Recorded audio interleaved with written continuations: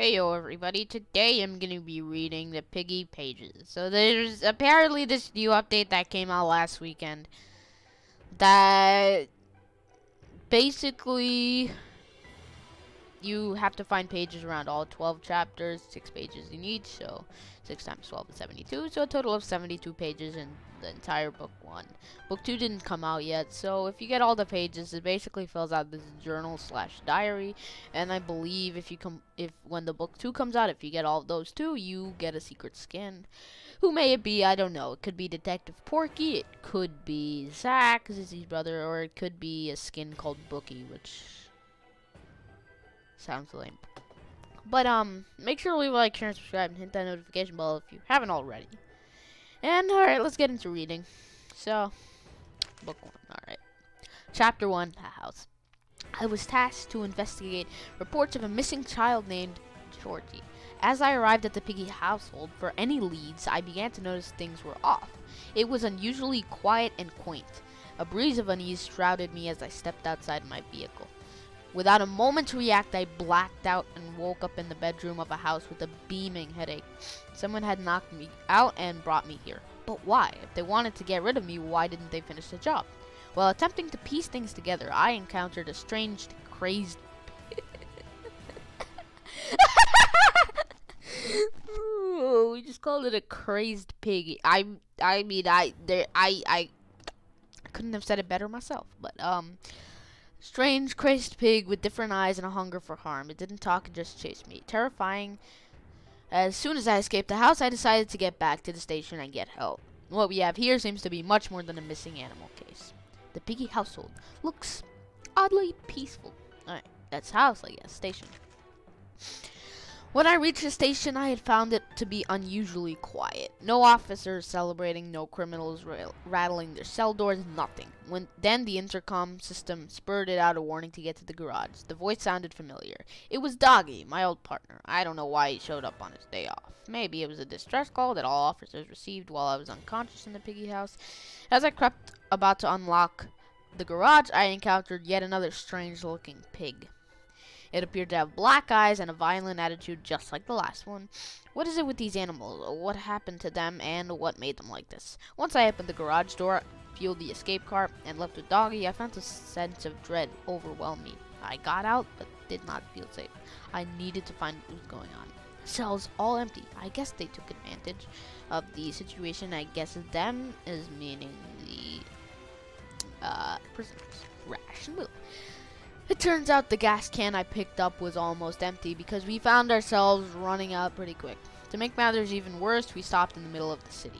A couple of infected, as Doggy calls them, surrounded our car. We rushed into the nearby building, the gallery. I haven't been there since we started investigating a reported robbery last month. It seemed a little run down as well.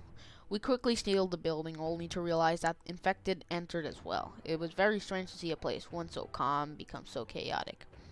Doggy told me that he never liked galleries anyway. Sealing ourselves in wasn't the best idea, I'll admit. Alright, cool. Doggy and I had been safe and sound in this forest for weeks now. We've been silently visiting small towns and taking supplies for them. We spoke for days about what we'll do when it's over. Doggy said he'd like to travel south someday and visit old monuments and ruins. I don't know what I'd do. I couldn't get my mind off the world state. One night, I woke up to discover a broken and empty potion and a missing friend. I looked around and found Doggy. He was one of them. My gut sank, and I felt weak. Where did this potion come from, and why did he drink it? Was he forced to? He had red eyes, not like the others. Someday I will get to the bottom of this. As I left the forest to no longer be faced with such a harsh blow to my heart, I came across a radio with the voice that instructed me to head to a school. Clinging on to anything to distract my mind, I followed their instructions. Others had the idea to stay too. It looks like it worked out the same way as it did for us. School. Still recovering from the loss of Doggy, I felt out of touch with reality, like I was just a blur floating through time. However, I pressed on. The radio I found in the forest instructed me to help them out and find their friend trapped in a school. Maybe if I couldn't save my friend, I could help them save theirs. That's when I met Bunny, a sharpshooter bunny with an eye patch. She had barricaded herself in the school surveillance room after a failed supply run. She was very kind, not to mention thankful. Her enthusiasm inspired me to be strong and get a hold of myself. As we headed to the sewers to meet up with the mysterious radio voice, my head started burning up. I did not feel too well at all. I ignored it and continued moving forward. We met with Mr. P, a very rich celebrity. It was strange to find someone of his status walking about in the sewers. He thanked me for my help, but the more he spoke, the harder I found it to pay attention. My head hurt more and more until I passed out there. The last thing I remember was being wheeled to in a hospital and seeing Doggy. The empty halls are haunting. I woke up in a hospital with Bunny by my side. She seemed to lighten up when she saw my eyes open. Bunny explained that Mr. P and the researchers didn't think I'd make it, and as I showed minimal symptoms of infection. She didn't give up on me, though. I rescued her, so she believed it was her duty to protect me from being tossed out and deemed it a lost cause. Bunny also told me that I woke up in the perfect time, as the place was being evacuated. A doctor was infected, Mr. Barry, and caused severe panic. I jumped out of bed and got to the rooftop where a helicopter was supposedly waiting for us. It wasn't there. They left without us to who knows where. Bunny and I needed to come up with a way to get out of the hospital ourselves.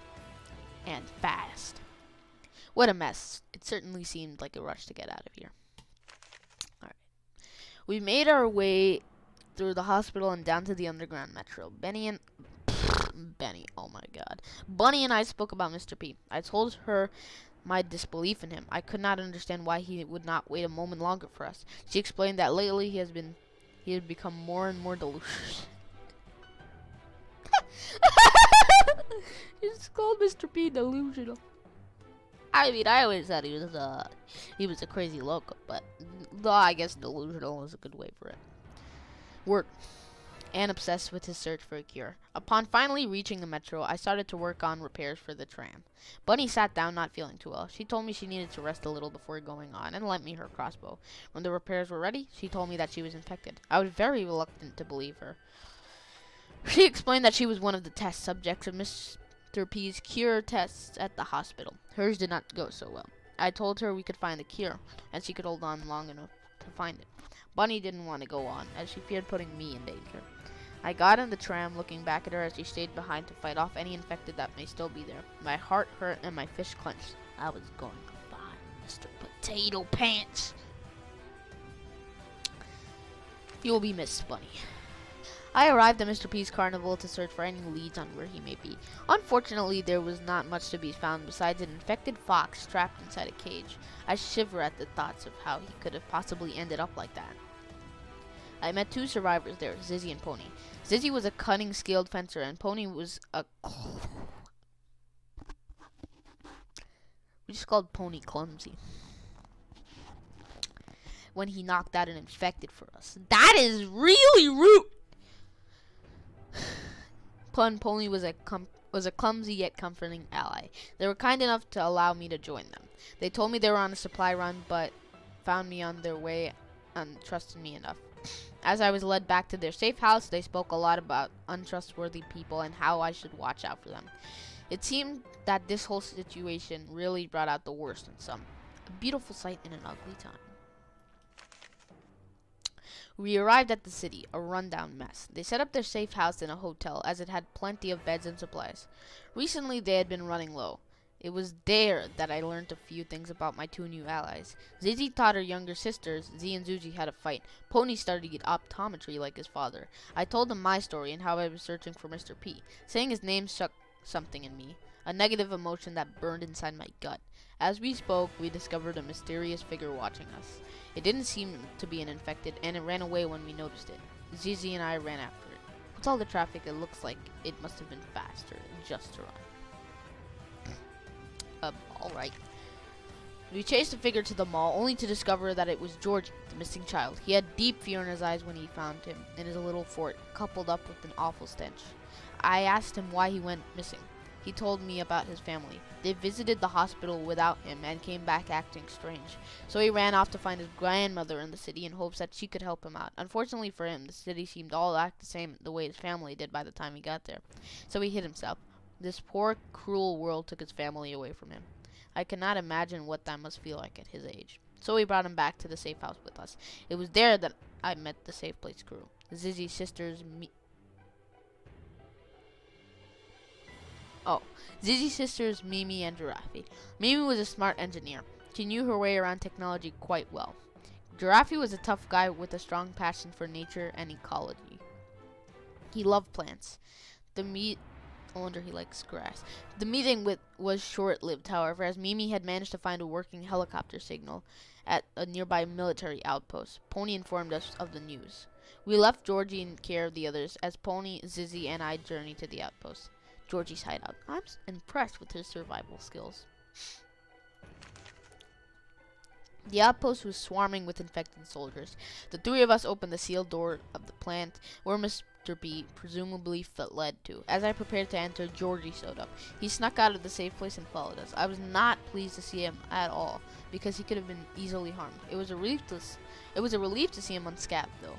I can't say I was surprised after finding out how well he managed on his own. He wanted to see Mr. P, the one responsible for making his family act the way they did. I reluctantly agreed to bring him along as he remained close and out of any more trouble. Georgie and I entered the plant, leaving Zizzy and Pony to fend off against the soldiers and protect us from being swarmed. It was there that we found Mr. P speaking strangely. He seemed to hold a deep regret for his actions, and he could not seem to cope with them. When he realized we were there, he believed we were nothing but ghosts who had come to haunt him. Mr. P was unable to come to terms with reality and ran off. We followed him for final confrontation. Looks like whatever plans they had, they abandoned, I think. So that's kind of a cliffhanger, I guess. Mr. P's delusional thoughts grew wilder as he began to attack us in an attempt to get us to leave him alone. We persisted in trying to get his attention, but he would not listen. He was in a world of his own, blinded by his own remorse. It was not long before I, too, began to suffer from unwanted thoughts. I cycled through my own memories, being attacked by the past. I was searching for something, anything, to get me back into the real world. That was until I found the photo of Mr. P's wife. I showed it to him, and that was all when it came back to him. He finally came to terms with his actions, seeing us no longer as regretful memories. He told us his story. He did everything he could to save his wife, who was suffering from a sickness, and caused the world to burn in the process. Nothing hurt him more than this world than himself, and he was afraid of his actions. He became more and more desperate for solutions, sacrificing those closest to him in the process. Georgie was upset and wanted revenge, but I convinced him not to do anything to him. If he harmed Mr. P, he would not be any better than Mr. P. He was too blinded by his emotions to realize what he was doing, and if Georgie went through with it, he too would have suffered just like him. We soon left the plant, leaving behind Mr. P. Zizzy and Pony greeted us with great joy. With the search for Mr. P finally over, we were unsure of what to do. We all stopped to take a moment to think. Then Georgie's face lit up as he came up with an idea. What if we look for a cure? Maybe it wasn't such a ridiculous idea. We live in a world full of all sorts of people, so it wouldn't be too far-fetched to come across someone working on something that could help us out. There's only one way to find out. I couldn't imagine working near something like this all day, or in a facility like this at all. Well, that's all of the notes for book 1. As you can see, these question marks are supposed to be book 2, and they didn't come out yet. So I hope you guys enjoy this little reading. Make sure to leave a like, share, and subscribe once again if you haven't already, and I'll see you next time. Bye!